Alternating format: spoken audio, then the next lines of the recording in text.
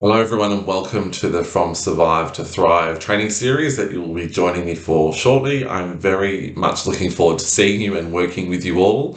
So, this is just a short video just to say hi. My name is Sam Eddy, just to sort of introduce myself ahead of the sessions, just so you're feeling a bit warmed up. Sometimes we come into these trainings a bit cold, there's lots going on, we're busy, and so it can be hard to get into the right mindset. So I thought if I just send this video through, just to give you some heads up about some of the things that we're going to be talking about, but some things that you can do between now and coming to the first session that might just help you get the most out of the session for you.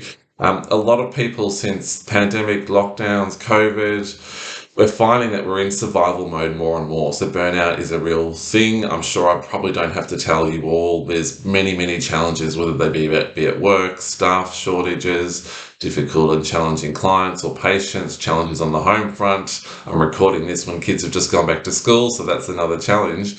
So there's lots of things going on in life that can mean it's very hard to shift out of this survival mode. I'm conscious that everyone's going to be at different stages. Some people are maybe thriving if you're focused on well-being. So this series might just be a reminder for you of things that you need to continue. For some people, you might be languishing a bit, and we'll talk about what that means in the sessions. But wherever you are, I just encourage you to come with an open mind to session one. But between now and next time, if you can, I just recommend going into observer mode.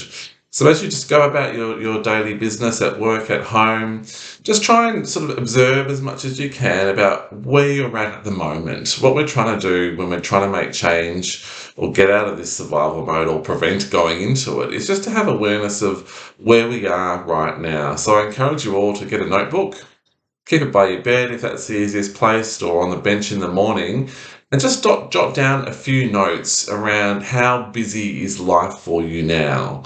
How are you feeling inside? Is there a bit of tension? Are you feeling calm, strength? Is there a bit of nervous tension there, a bit of anxiety? Again, no right or wrong. Any physical symptoms coming up, for example. We're just trying to really check in as to where we're at, so that when we come into the sessions, we're already on the front foot.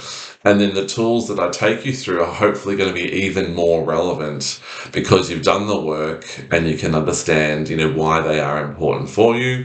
It's good to also note down any specific challenges that are coming up. They might be on the home front around kids, partners, money, whatever it might be. These are just to note down for you. It might be on the work front, difficult relationships, busyness, workload. We're going to talk about all this stuff in the sessions. But again, if you're just clocking down those big challenges, you're already taking the first step to maybe negotiate around them better, to change how you respond to them. Sometimes we're just feeling very reactive. So just write down the biggest ones for you. Sometimes, again, by just putting them down to paper or at least clocking them, and that can free up a bit of energy to do something about it. How much time do you have? So do you have capacity in life if things go wrong? Often we're sort of so chock-a-block full of stuff to do that if stuff goes wrong or things don't go the way we plan, the stress response activates really quickly. So it's just good to note down how much time or space do you have and how much would you like. So part of this work is about carving out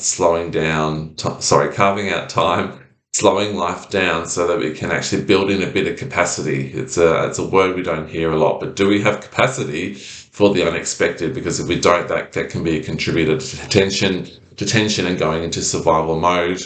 And the last thing is just to have a think about how important is it to you to make some changes around boosting your well-being or reducing stress, for example. And this may come over time. So as you go about the next week or so before we actually meet, this may change. So if we think about how important it is over and over again, we do all the stuff that I've just talked about, we go into observer mode regularly. What we're doing is we're actually starting to rewire the brain to focus on well-being and away from this busy, stressful lifestyle that many of us have in this modern world.